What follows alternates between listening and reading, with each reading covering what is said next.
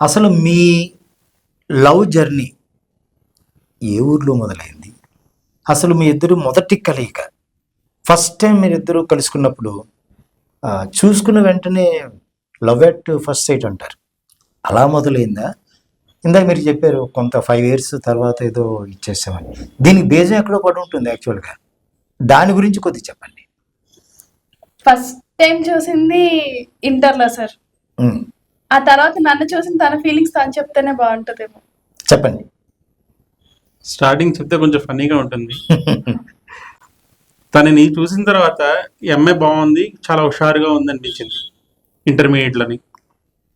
నాకు ప్రీవియస్గా అమ్మాయిలతో మాట్లాడడం పెద్దగా ఏం తెలియదు, కానీ తిని చూసిన తర్వాత మాట్లాడాలనిపించింది, గొడవ పడాలనిపించింది.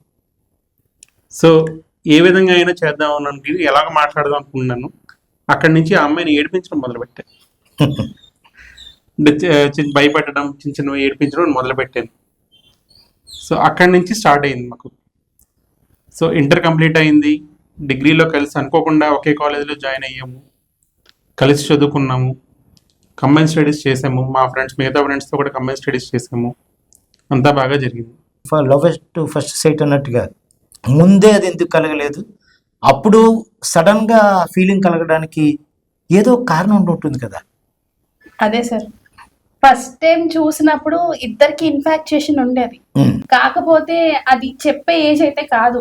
మా పేరెంట్స్ కానీ వాళ్ళ పేరెంట్స్ కానీ ముందు నుంచి మమ్మల్ని గైడ్ చేస్తూనే ఉన్నారు. కాలేజ్కి వెళ్ళే టైంకి ముందే మాకు చెప్పారు, అమ్మ ఎవరైనా అబ్బాయిని కానీ అమ్మాయిని కానీ చూసినప్పుడు ఫలానా ఫీలింగ్స్ కలగచ్చు, ఛాన్సెస్ ఆర్ దేర్, బట్ ముందు నువ్వు కన్ఫర్మ్ చేసుకో, నీకు ఓకే అనుకుంటే మాకు ఎటువంటి ఇష్యూ లేదని ముందు వారు మాకు చెప్పారు. వాళ్ళ పేరెంట్స్ కానీ మా పేరెంట్స్ కానీ చాలా సపోర్టివ్ అండ్ ఫ్రెండ్లీ.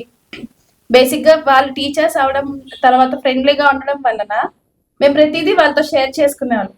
నేనైతే మా అమ్మతో ప్రతిదీ చెప్పుకునేదాన్ని సార్, అమ్మ ఇలా అబ్బాయిని చూశాను, అమ్మాయి ఇలాగా ఏడిపిస్తున్నాడు, అమ్మ నా ఫ్రెండ్ అని. కానీ మా ఇద్దరికి చెప్పుకునేంత అనిపించలేదు. మా ఇద్దరికి ఇన్ఫాక్చుయేషన్ ఉంది, అది నిజం. ఇప్పుడు పిల్లలకి ఏంటంటే ఇన్ఫాక్చుయేషన్ కలగగానే నెక్స్ట్ స్టెప్ తీసేసుకొని ఆ నెక్స్ట్ ఫర్దర్గా ఏమేంటి వాళ్ళు షేర్ చేసుకొని తర్వాత విడిపోవడం, ఆ తర్వాత గిల్ట్ లైఫ్ లాంగ్ క్యారీ అవుతుంది. వాళ్ళకి అది తెలియకపోవచ్చు, చాలా క్విక్ డెసిషన్స్ తీసుకుంటారు.